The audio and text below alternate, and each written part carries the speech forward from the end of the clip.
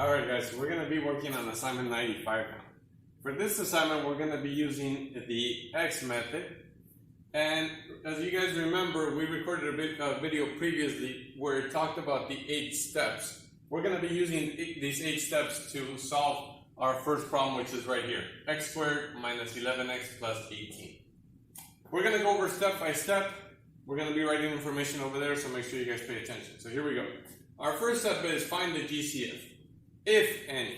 So if we're looking at our quadratic expression, notice that there's a negative 11 here and a positive 18. And it seems that we don't have a number there, but in reality, when we don't have a number next to the variable, what number is there?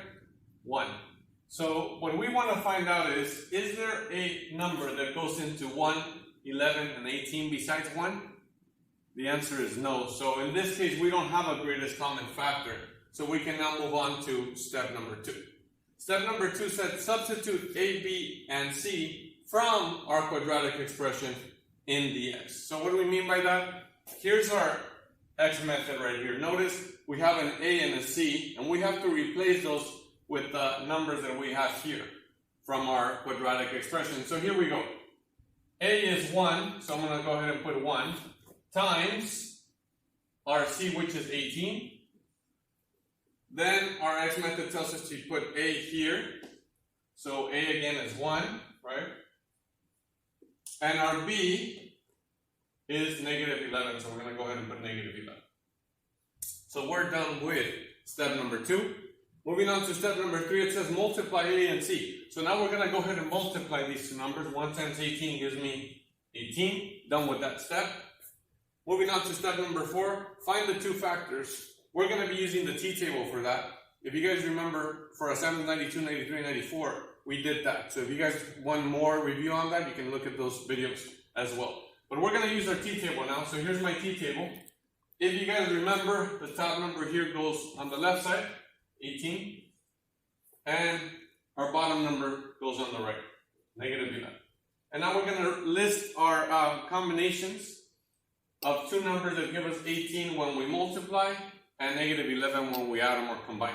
So again, to start off, I like to start with my 1. 1 times 18 gives me 18. I want a positive 18, so I know that there's also a combination of a negative times a negative, as we reviewed earlier, so I'm going to go ahead and write negative 1 times negative 18. Moving on to our next combination, looking at number 2. 2 goes into 18 9 times, so 2 times 9 gives me 18. Also, negative 2 times negative 9 gives me positive 18. Does 3 go into 18? Yes, it does. 3 times 6. We continue with this pattern of positive, positive, and negative, so I'm going to go ahead and put negative 3 times negative 6.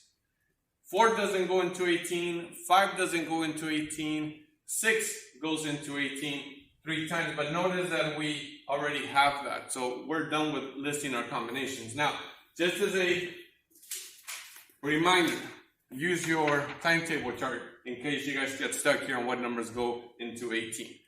So now moving along to the second part of our t-table, now we need to find out which of these combinations gives us that negative 11 when we add them or combine them. So let's go ahead and find that out. So we're going to go 1 plus 18, that gives me 19. Negative 1 minus 18 gives me negative 19. Neither one is negative 11, so that didn't work out for us. Let's go to the next one. 2 plus 9 is 11. Notice, we're very close. We didn't get that negative 11, but we know it's 11. We're very close to finding the answer because negative 2 minus 9 gives us that negative 11. So here it is. I'm not going to go into detail about these two because we found our answer. And it came out of that combination, negative 2 and negative 9, which we are now, look at this, it says here, step 5, replace the two factors in the X. Here are our two factors. So what are we going to do? Write those two numbers right here. So negative 2, I'm going to go ahead and put there, and negative 9, I'm going to go ahead and put right there. So we've completed step 4, finding the two factors, and step 5, we replace the two factors. So now, going to step 6. It says simplify fractions if possible. Which fractions? These here. This is a fraction, right? Negative 2 over 1, negative 9 over 1. can we simplify these fractions and leave them as a fraction? Well, let's see. Can this be simplified? No, it cannot. Can this be simplified? No, it cannot. And we're going to leave them as fractions. So we're done with that step. Go to the next one, which is step number 7. Write your two binomials. So we're going to go ahead and use this here to write our two binomials. So here's my two binomials, right? Here and here, notice it's a 1 and a 1. Those I'm going to go ahead and put right there, right? And these numbers here are the ones that are going to go here at the end. So negative 2 comes here, negative 9 comes right here. Okay. Now, notice, our next step is check your answer, but there's something wrong with this because we don't have any variables. This is something you guys will be looking at later. We're going to discuss another video in more detail, but in this case, don't forget your variables here. Your variables x, so we have to put an x here and an x here. Why is that? And we're going to check it right now, but just a little point here. X times x is the one that gives me that x squared, so we don't forget our variables. Don't forget that variable there. So, notice, step 8 is check your answer. So we're going to check our answer by using I like the box method, but you can also use the FOIL method if you like. So I'm going to go ahead and write this here. It's just the way it was right here, right? I just rewrote it right there. So I'm going to use the box method. Okay. Notice I'm going to bring this right here, and this one right here, this one here, and this one here. So I'm going to go ahead and write them. 1x here, negative 2 here, 1x here, negative 9 here. Now we're going to multiply these here. 1x times 1x gives me 1x squared. 1x times negative 9 is negative 9x. Negative 2 times 1x is negative 2x. And negative 2 times negative 9 is positive 18.